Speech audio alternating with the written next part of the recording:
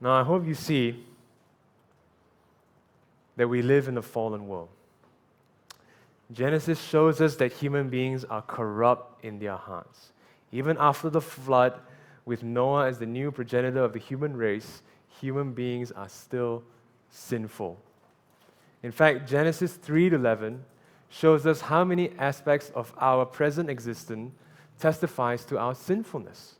So much of what we experience in our lives today is the result of God's judgment on our sin. Let me run through a list with you. Why do women have pain in childbearing? Because of God's judgment on sin. Why are relationships between men and women constantly strained? Because of God's judgment on sin. Why is the earth cursed and unresponsive to our cultivation? Because of God's judgment on our sin.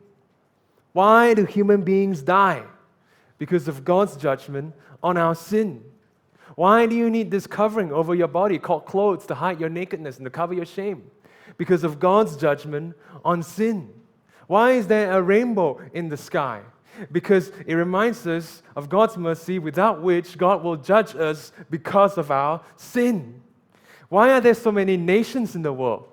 And by the way, nothing wrong with having so many nations, but think of it as cultural and geographical barrier, right? The reason why God created all these nations is so that we don't have a unified world force against Him.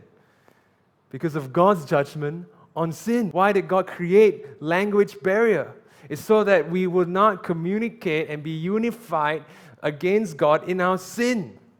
God's judgment on sin. Everything around you in our world today tells you that we're sinners and that God judges sinners. Look around you. If only we have eyes of faith to see the reality of sin in our world.